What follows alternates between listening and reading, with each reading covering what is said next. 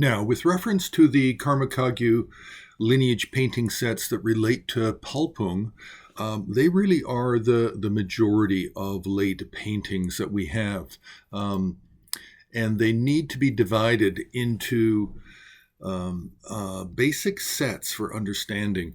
And the first and most important set is the one that was commissioned by Situ. Now, do we have evidence of that? Actually, I'm not sure that we have any written evidence. I would have to go back and check, and maybe check with some of David Jackson's writings.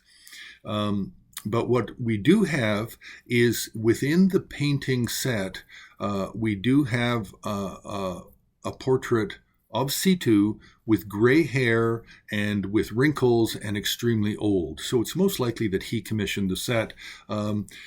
If he had already passed away, they would not have painted him looking so old. They would have painted him as a bit of a younger figure and healthy. And that painting of Situ from the set is actually at the Rubin Museum of Art.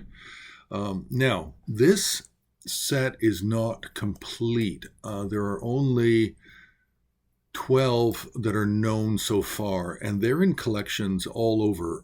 3 of them are in the Rubin Museum. 1 or 2 of them are in Los Angeles County Museum. 2 or 3 of them are in the Han collection in Korea. Maybe 2 of them are in the Museum of Culture in Basel, Switzerland. And then there might be a couple of random ones as well out there. Absolutely magnificent painting set, just the finest quality. Now, okay, so this is only a partial set. It's only about half complete. Now, we have another set, and this set, so the first set was commissioned in the 18th century by Situ, most likely Situ. The second set is actually commissioned by Nenong Pao in the early to mid 20th century. It's not Nenong Pao. It's Sangjin Yempa. And he donated this set to Karmapa and Rumtek in the early 1960s. Now, what's important about this set is it's complete. And it's complete, but it's also based on the Situ commission of the 18th century. So it's a copy. So we know what's missing from the partial Situ set, where we only have 12 examples. So this is really very important. Also, we have notes on the images from Situ, which Trungpa Rinpoche published in, I think, 2004 or something.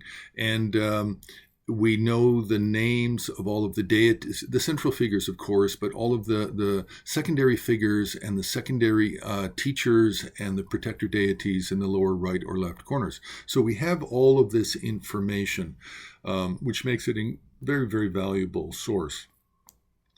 Now, that's what we have. As our starting point is a partial set by Situ, and then the complete set, a copy by Sangjin Yempa. And then what we have after that is we actually have Palpung related paintings. Now, some of these, of which I think there are 7, we know for sure are Karma Kagyu Lineage, Golden Garland, or following the Golden Garland lineage, but they're not copies of the Situ or the Sangjin Yempa.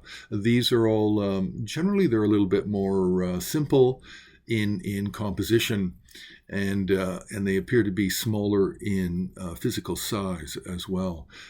So to study this topic, you really have to look at the 2 most valuable sets, the Situ and then the Sangjin Yempa. And then after that, you need to look at the Palpung related paintings. Now, why are they related? They're related because they are in Palpung painting style.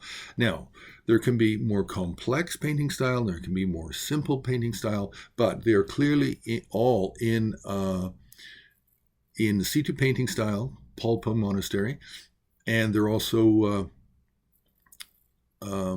very much in keeping with the iconography and the subjects of Palpung Monastery. So we'll leave it there. Just a point of study about the importance of the Palpung paintings for the study of Karma Kagyu lineage paintings, because there are so few early ones. We might do a video on all the early lineage paintings, which is not many, or just early teachers for that matter. So you can press like, you can subscribe, you can join HAR on Patreon, and you can make a donation on the HAR homepage.